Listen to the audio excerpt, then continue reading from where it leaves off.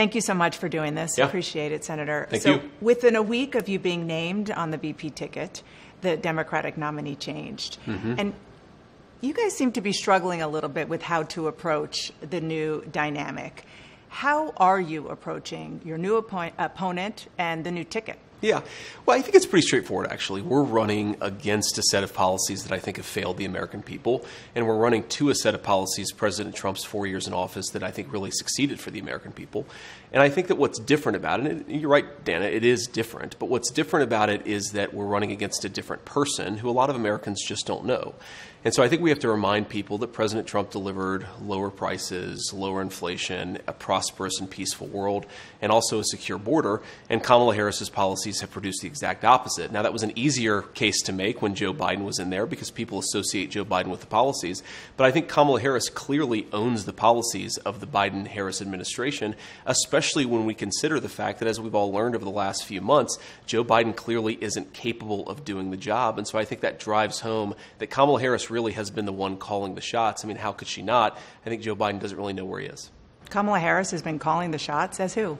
Well, I think she has to have been, right? Because if she's not calling the shots, Dana, then who is? And I do think it drives home something that's fundamentally dishonest about the way that Vice President Harris and also a lot of senior Democrats have approached this. If you remember, for months, even years, the argument was that Joe Biden was sharp, he could clearly do the job, and the minute that he performed poorly in that debate and he became political dead weight, you have Kamala Harris and everybody else trying to throw him overboard. But I think the more troubling question is, why did so many senior Democrats, including the vice president, cover for him? And if Joe Biden wasn't capable of doing the job, as even a lot of Democrats say now, was Kamala Harris in charge or was somebody else in charge? And that's a real issue. There's no evidence that Kamala Harris threw him overboard. But I want to move on to something that Governor Walz has called you and Donald Trump, and that is weird. Sure. And it is taken off.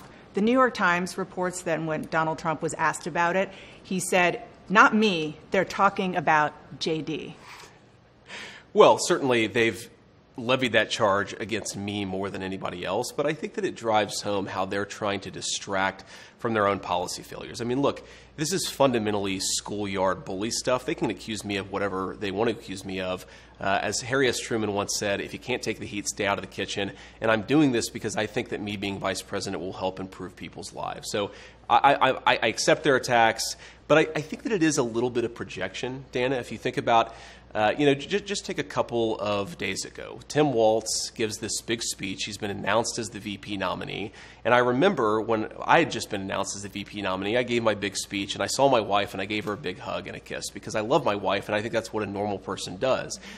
Tim Walz gave his wife a nice, firm Midwestern handshake and then tried to sort of awkwardly correct for it. So I think that what it is two people, Kamala Harris and Tim Walz, who aren't comfortable in their own skin because they aren't comfortable with their policy positions for the American people. And so they're name-calling instead of actually telling the American people how they're going to make their lives better. I think that's weird, Dana, but look, they can call me whatever they want to. You're saying Tim Walz doesn't have affection for his wife? I don't even understand that. I said that he acted weird, which he did, on a national stage in front of his wife and in front of millions of Americans who presumably were watching at home. And I think that it's projection, Dana. Look, I think this election should be about who's going to solve the inflation crisis, who's going to make groceries and housing more affordable, who's going to secure that southern border. Kamala Harris's record is that she supported all of the policies that made that problem worse, Dana. We're trying to say we're going to take the country in a different direction.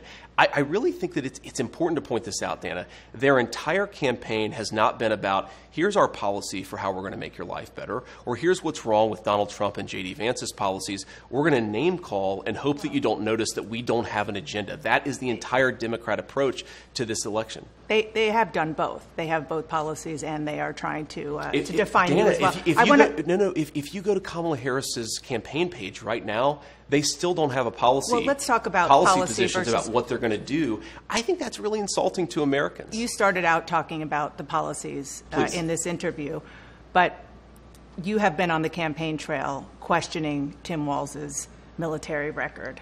You say it was shameful that Governor Walz retired from the military before his unit deployed to Iraq. I want to read you something that Joe Eustace, who is a veteran, he served with Governor Walz, said. He said that's a lie. He said he was as good a soldier as you'll find. I'm not trying to defend him. I hope people don't think that. What I'm trying to do is defend someone who served his country. I'm not voting for him. I'll campaign against him. but I don't think it's fair to characterize his service the way they have. Governor Walz served 24 years. Sure. He even stayed after he could have retired because of 9/11, more than the country asked of him. Do you honor his service? Well, of course, Dana, I honor his service, and I've never criticized what Tim Walz did when he was in the military. I criticized his retirement decision, and most importantly, Dana, I criticized his lying about his own record, okay? This is a guy who was captured on video saying, I carried a gun in war. He never went to war. This is a guy who's been captured on video. As other people say, he's an Afghanistan veteran. He's a veteran of a war, nodding along in agreement instead of saying, no, I did serve my country and I did it honorably, but I never went to a war zone. I'm not criticizing Tim Walz's service. I'm criticizing the fact that he lied about his service for political gain, Dana. Now, I served in the United States Marine Corps, and you know this. And look, there are a lot of things that I'm proud about. I've never lied about what I did or overstated it because it would be beneficial to me in an election. I think that's what Tim Walz did. That's what I was criticizing. And yes, I do think it's scandalous behavior. You talked about one of the things that he said, weapons of war. He was talking in a campaign stop about, he was trying to talk about gun control. Sure. And he said, weapons of war I carried in war. I will say that the Harris-Walz campaign did say that the governor misspoke there. Sure.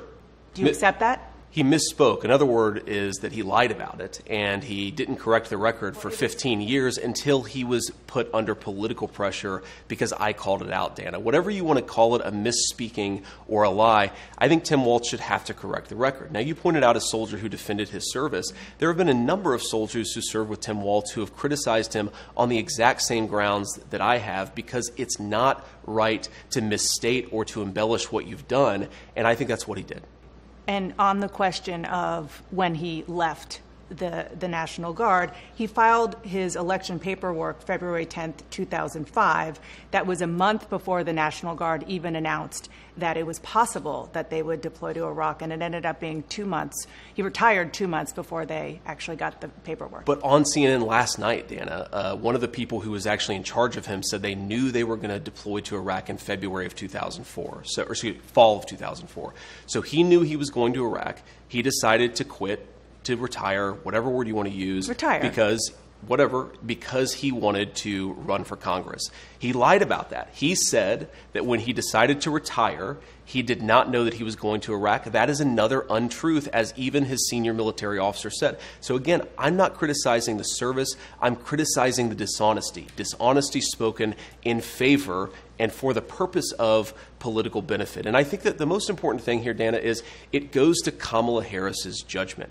Tim Walz is ultimately going to be the vice president. Kamala Harris is in great health. I'm sure she's going to be president if she wins for 4 or maybe even 8 years. Why did Kamala Harris choose a person who has lied about their military service? I think that is a serious lapse in judgment. And I don't want to hear from a campaign spokesperson of Kamala Harris. I want to hear Kamala Harris herself address what I just said.